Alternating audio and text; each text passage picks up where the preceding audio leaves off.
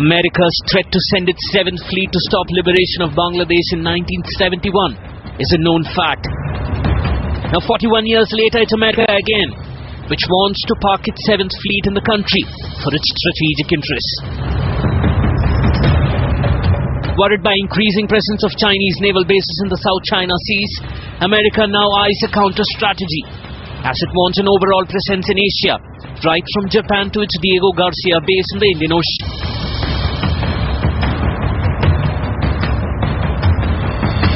This by parking its 7th Fleet in a base in Chittagong, giving it both an eye on taking on China and a strategic post in Asia as it pulls out of Afghanistan.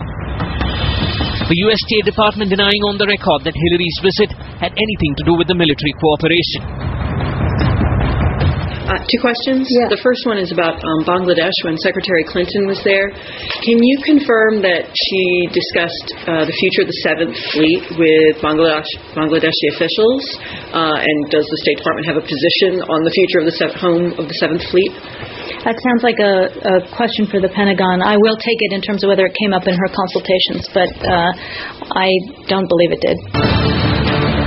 Off the record, confirmation of key strategic meetings between Bangladesh and the United States, most recently at the visit of US Secretary of State Hillary Clinton.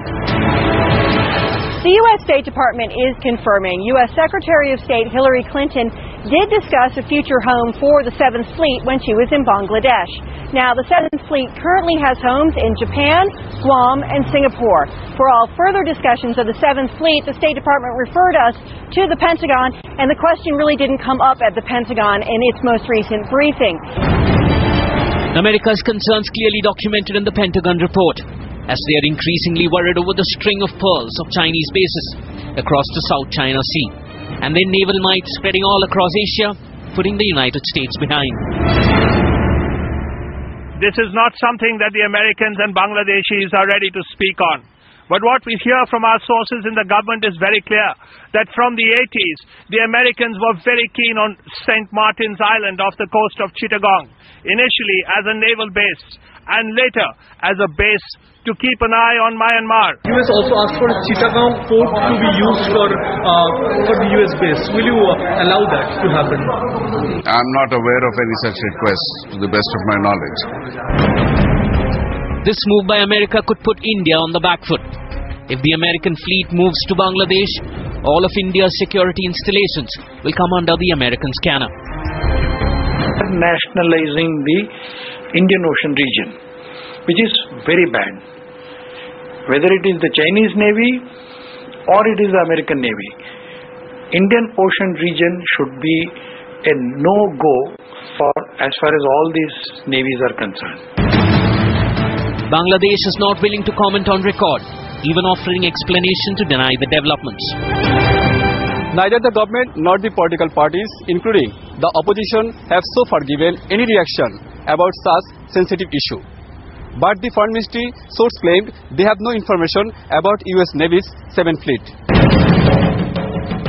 This Hillary Clinton visit a more strategic one than just a friendly one. The Indian establishment caught unaware, as this base could cast a shadow on India's own strategic interests. Bureau Report, Times Now. And joining us live from the capital now, Strategic Affairs expert Maruf Raza. Thanks very much, Mr. Raza, for joining us this evening. What do you think will be the repercussions of this possible move by the US? How could it affect India's positioning? Well, let me start by saying what we don't know. I'm not sure for certain, just as there have been no comments coming from the Bangladeshi establishment, that to what extent there is a formal desire on the part of Bangladesh to go ahead and grant the Americans a base. But having said that, let's now look at what could be America's motivations. America's motivations primarily seem threefold. One is to counter the increased influence of China in Burma.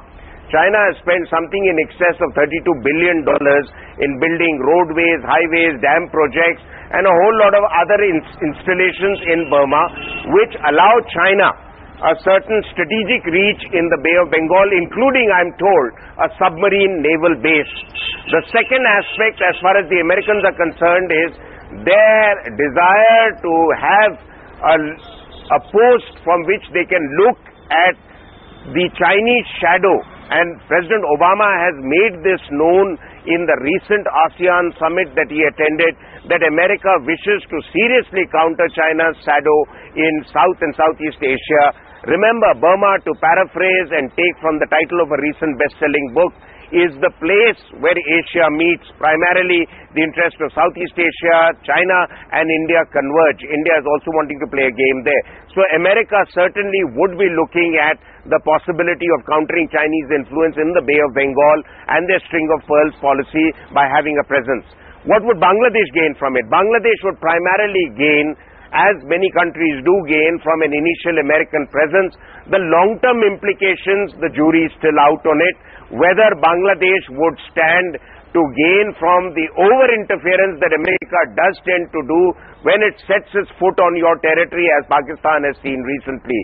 As far as India is concerned, the most important thing, and I'm in favor of an American presence there, in as much as others may not be, primarily because I feel India would get more batting time, which means that our strategy in Burma and that part of the world has been slow to take off, but now that we've made it clear that we want a major engagement there, an American presence will counter the Chinese shadow in the region, which is something which would do good for our strategic interests. All right, Maru, thanks very much for joining us with that perspective there.